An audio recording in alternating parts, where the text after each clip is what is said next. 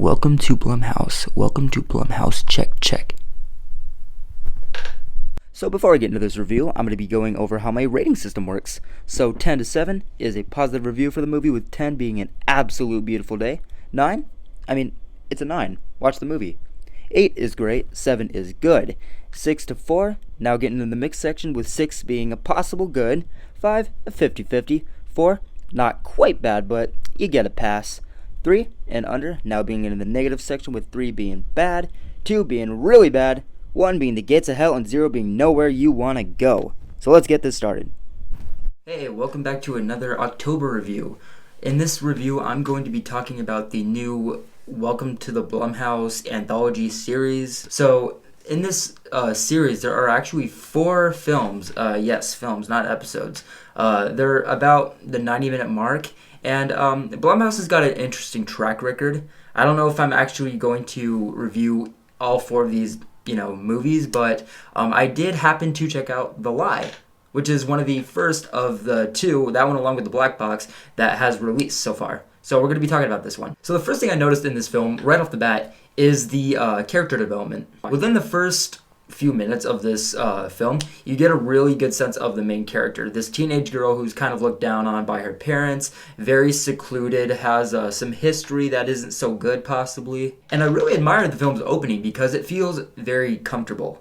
Her and the father are just kind of taking a drive through the snow. You get that vibe that it's, in the middle of nowhere, more or less. And you notice the daughter's friend sitting at a bus stop.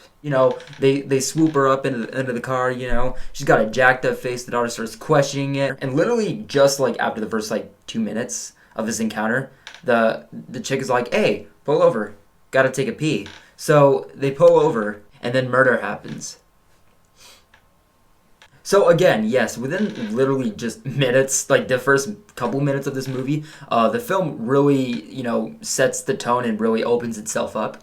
And the acting is actually acceptably believable, specifically on the father's end. The emotions are straight, and honestly, the film's, depiction on, fear and grief are, actually pretty solid. And they just feel honest. And touching further on the emotions, the focus and the events playing out, especially toward the process with the parents, it is disturbingly bleak.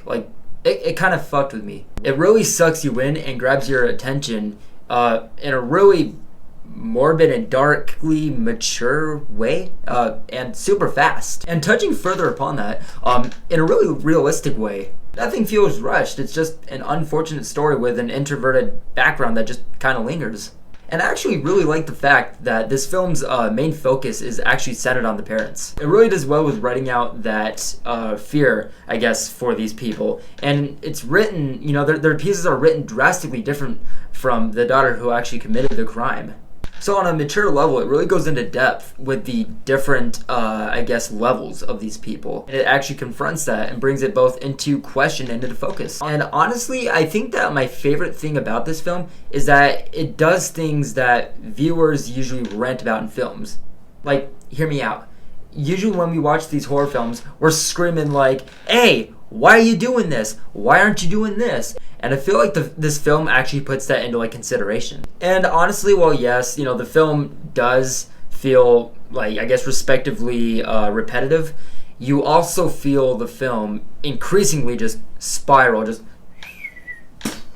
spiral. The characters really grow in directions that shock you and surprise you, and the film does really well with its story sometimes about making enemies and creating obstacles and kind of turning into a cat and mouse film, honestly. And I think the most affecting thing in this movie to me, and honestly possibly the most important in a sense, is that you see in a lot of ways and a lot of times that where things could just kind of reconnect. Things don't have to get worse. Things could just be, it just doesn't have to go on anymore.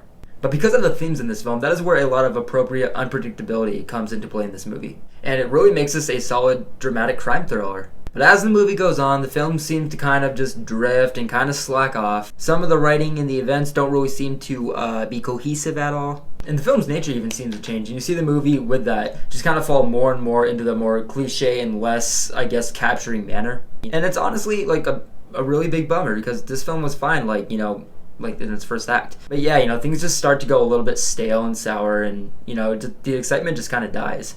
So yeah, I mean, in the end, like I guess like my biggest flaw at least is that in some ways the characters are written, it just doesn't seem to fit at all. And in the end, the film isn't really anything new. It just does things better than most films up its alley. But this is still a very common and more cliche concept, and I know that this film has talented and dedicated writers, but keeping that momentum seemed to be their struggle, I guess.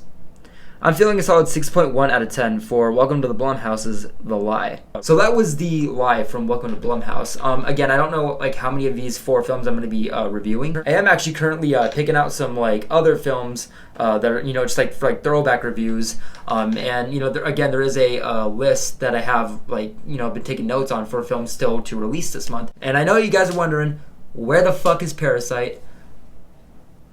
I mean, it's done. I just gotta edit it. I gotta release it, but I also don't want to get too caught up in my work, and I don't want to like demotivate me from putting other shit out, because I know there is a lot of stuff coming out this month that I'm really excited to review. Speaking of, tomorrow, Haunting of Bly Manor review. We'll see you in the next video.